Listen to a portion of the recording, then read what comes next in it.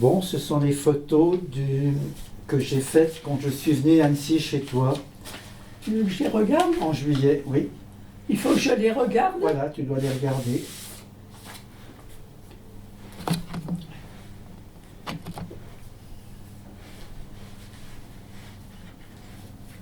Et tu peux les commenter si tu veux. Hein? Et tu peux les commenter si tu veux. Je suis bien entre mes deux amis. Mais celui que je préfère, c'est Walid. Tu sais, il est bien gentil, mais c'est pas la même chose. Je me reconnais pas avec Huguette.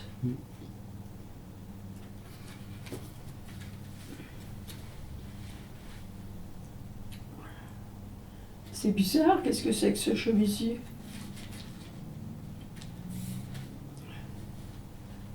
Alors, je voudrais te poser une question sur la période du confinement en 2020. Et je pensais pas être restée si longtemps à la frileuse. T'es sûr que je suis restée 2 mois? Oui. Mais comment ça Oui. s'est passé pour Ça toi? m'étonne. Peux-tu me dire comment ça s'est passé? Ben, ça s'est bien passé, je suppose. J'étais bien. Je me reposais, j'avais rien à faire. Et tu te souviens du début du confinement, du début de la pandémie? Je me souviens plus, hein, j'ai plus de mémoire. C'est pas marrant de vieillir, hein. La vieillesse est un naufrage, comme disait le général de Gaulle. Qu'est-ce que tu penses, toi? Tu te souviens plus.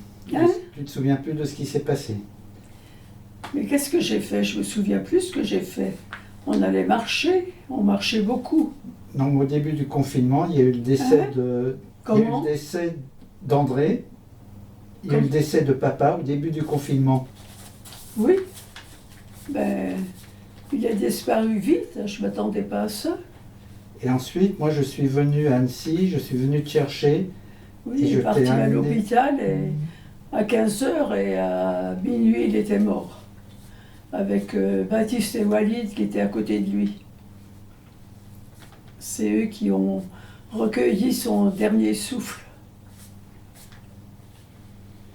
De triste période. Enfin, c'est la vie, hein. Bientôt, ça va être mon tour, de toute façon. Et tu peux m'expliquer pourquoi Qusay et Walid sont chez toi?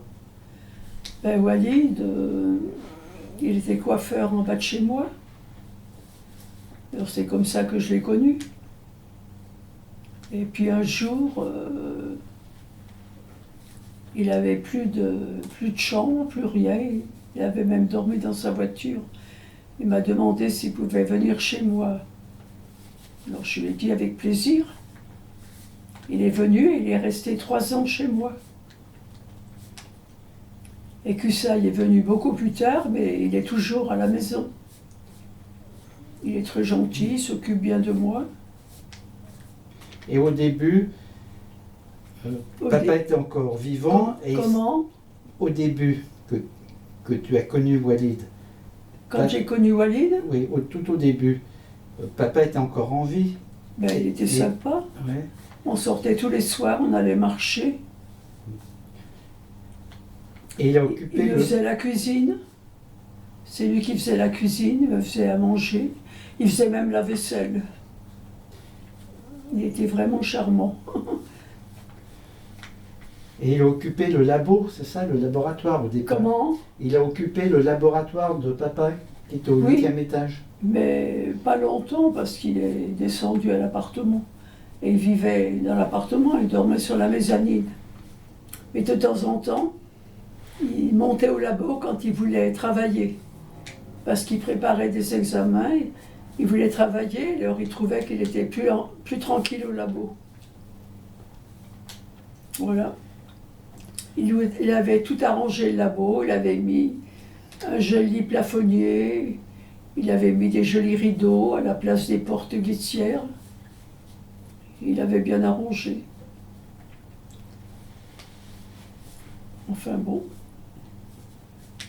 Et sur une photo, tu es avec ta sœur Huguette. Hein? Sur une photo que je t'ai donnée, là, à l'instant, Oui. tu es avec ta sœur Huguette. Mais j'allais la voir de temps en temps. Tu peux en parler de ta sœur ou... Comment? Peux-tu en parler? Mais qu'est-ce que tu veux que je dise? Je sais pas. Elle a une triste vie. Parce qu'il faut qu'elle s'occupe de Nadine. Alors c'est pas drôle tous les jours. Hein. Parce que la pauvre Nadine, elle a vraiment pas de chance. Elle qui aimait crapahuter partout, et maintenant elle peut même plus marcher. Elle est dans une chaise roulante. Elle peut même pas se servir de ses mains et de ses doigts.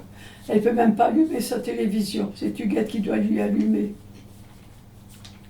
Enfin, c'est comme ça. On peut rien changer. Ça va durer longtemps ton truc là, Non, ben, ça va être terminé. hein? Ça va être terminé. Bon, je te remercie pour le témoignage. Comment? Je te remercie pour le témoignage. D'accord. C'est pas un gros témoignage. Tu vas pas demander comment j'ai connu ton père. Ben, tu peux le dire maintenant. Tu m'entends là? Oui, tu peux le dire maintenant comment tu l'as connu. Je me souviens même plus là. Parce qu'il faisait des photos dans la rue. Alors quand je le croisais, il m'arrêtait puis on discutait. Et puis de temps en temps, des fois il m'emmenait dans le parc de l'Évêché et il m'a fait des tas de photos dans le parc de l'Évêché. Il vivait chez sa mère. Et après, c'est qu'il est allé. Et toi, tu étais à Annecy, pourquoi? Parce que tes parents habitaient à Annecy. Non, j'étais à Bonneville. Alors tu es venu voir ta grand-mère. Et je suis venue pour aller au lycée d'Annecy. Ah. Donc j'étais interne un trimestre. Et après, je suis restée chez ma grand-mère. Je suis restée qu'un trimestre. Parce que ma mère voulait pas que j'embarrasse ma grand-mère. Et puis ma grand-mère, elle a voulu que je reste chez elle après. Elle me faisait des bons repas. Et le grand-père était en vie à l'époque? Oui, mais il était paralysé. Il avait une attaque, lui. Il pleurait. Il pleurait sans arrêt. Il se mettait à pleurer, je ne sais pas pourquoi. Il devait penser à des tas de trucs. Penser à son fils qui était mort en montagne, je pense.